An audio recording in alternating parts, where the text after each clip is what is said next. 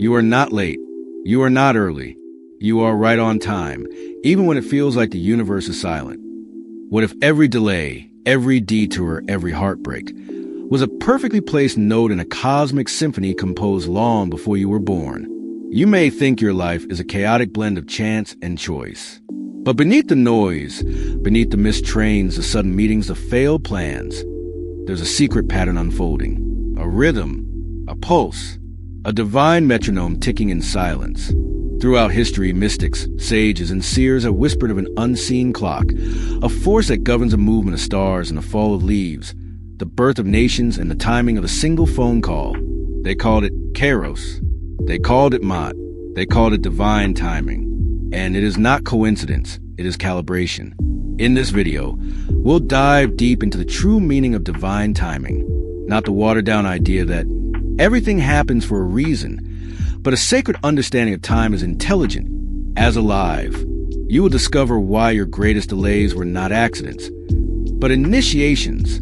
You'll learn how ancient civilizations aligned their lives with celestial currents, how spiritual texts hinted at higher timekeeping beyond clocks and calendars, and how you could begin to shift your life out of chronos, mechanical time, and into cosmic alignment. This is not just a documentary, it's a portal, a decoding of the universal intelligence that surrounds you.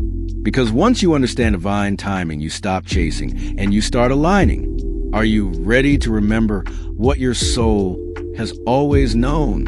Long before mechanical clocks ever struck noon or midnight, time was not something to be managed. It was something to be respected, even worshipped. In ancient Egypt, time was not linear. It was divine. The goddess Mot didn't just represent balance and justice. She embodied cosmic order. The Egyptians believed that each soul entered Earth's plane at a precise moment, not randomly, but woven into a grand tapestry of destiny. Every event, every encounter, was choreographed by Mot's invisible hand. The Greeks, too, had multiple words for time. Not just chronos, the cold ticking of sequential hours, but kairos, the right moment, the opportune season, a sacred interval when the divine enters the mundane. To act in kairos was to be in harmony with the universe itself. It was time that did not move, it revealed. Across the ocean, in Vedic cosmology, time, Kala, was both a destroyer and a revealer. Lord Shiva, the cosmic dancer, was not just a destroyer of worlds, but a destroyer of illusions about time. In his dance, past, present, and future swirl together, because in the deeper layers of existence, time is not a river, it is a spiral. In the Mayan long count calendar, time was observed in massive cycles called backtons, each one spanning over 394 years. Their stone temples were not only aligned to the stars, but to celestial moments that marked energetic shifts in human consciousness. They did not just measure time, they lived by it. But something changed. With the rise of Western industrialization, time became a commodity. We began to save it, spend it, and waste it.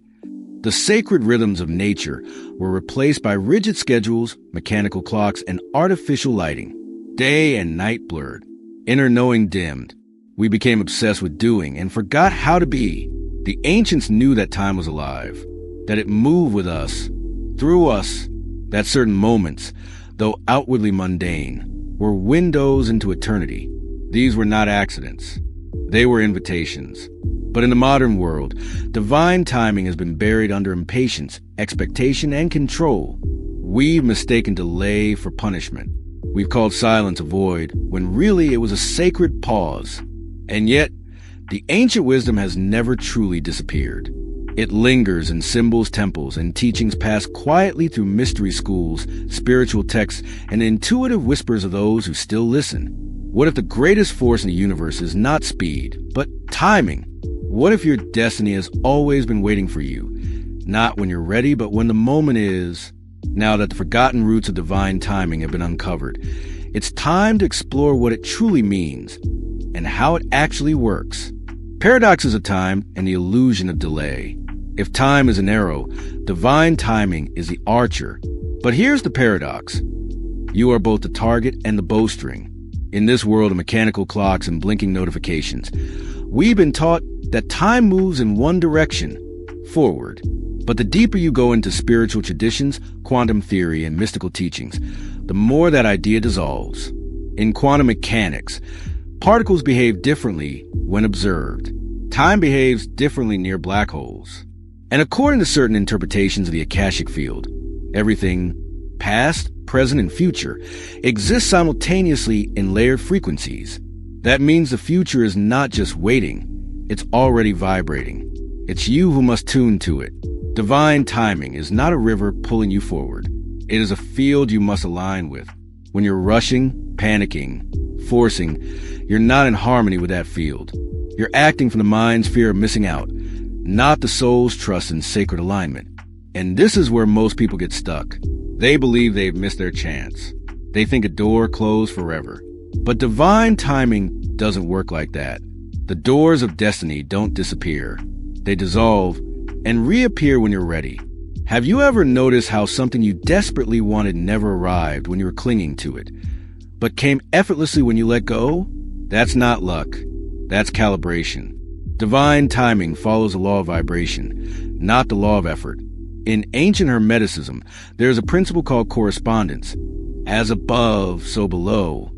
It means the universe is always mirroring you. When your internal frequency matches your soul's higher path, time bends.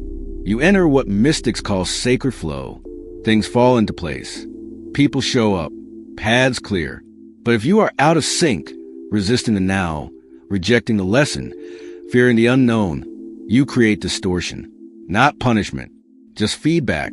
A message that says, not yet, learn the pattern, shift the energy. The timeline will wait. And what about free will? Divine timing is not predestination.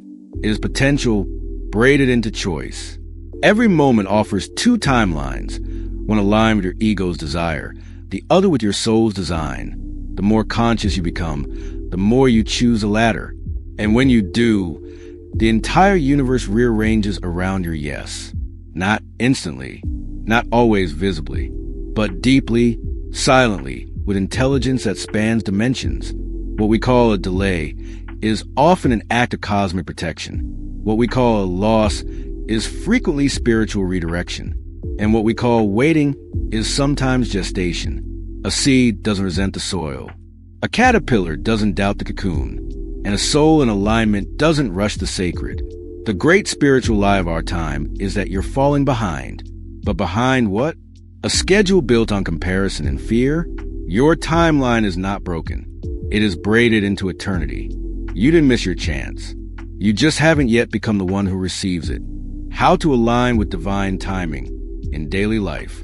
Knowing about divine timing is not enough. To experience it, you must learn to live within it. But here's the secret.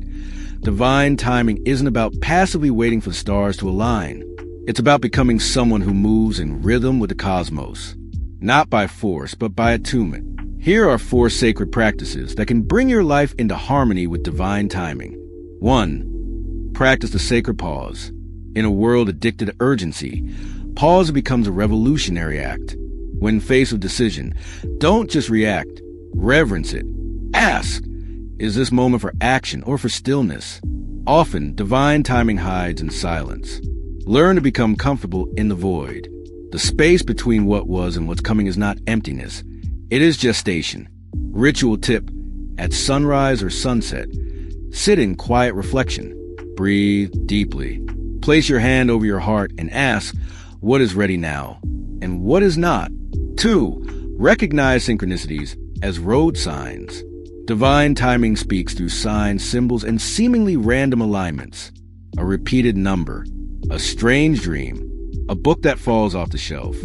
These are not coincidences. They're cosmic breadcrumbs. But they only appear when you slow down and pay attention. Synchronicity is the universe's way of saying, this is the path. Exercise. Keep a synchronicity journal. Track moments that feel strangely aligned. Over time, you'll begin to see the pattern and trust it. 3. Release forcing. Embrace frequency. Manifestation isn't about demanding something into existence. It's about matching its vibration.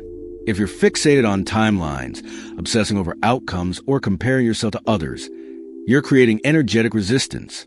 Shift your focus from when it will happen to who you must become. Upgrade your mindset, clean your emotional field, and practice joy as a frequency, not a reward. Mantra: I do not chase, I attract. What belongs to me will arrive when I'm ready. 4. Honor life cycles and cosmic rhythms. Just as nature moves in seasons, so do you. There are seasons for planting and seasons for rest, for heartbreak and healing, for pursuit and pause. Ancient mystics followed lunar phases, planetary transits, and solar alignments, not for superstition, but for synchronization. Practical step: begin observing the moon. During the new moon, set intentions. During the full moon, release what no longer serves. Watch how your energy aligns with these phases. It's not mystical, it's natural. Embrace delay as spiritual preparation. When something doesn't happen on your timeline, ask, what is this delay trying to teach me?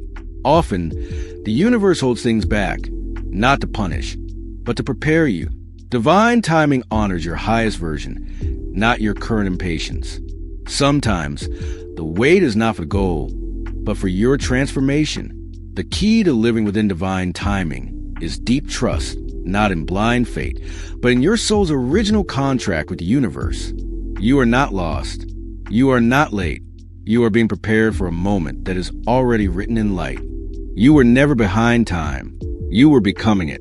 In a world obsessed with speed, control, and achievement, divine timing reminds us there's a greater intelligence beneath the surface of your life, and it loves you. The delays, the detours, the heartbreaks, the synchronicities, none of them were random. Each one was a sacred calibration, aligning you not just to what you want, but to who you were always meant to be.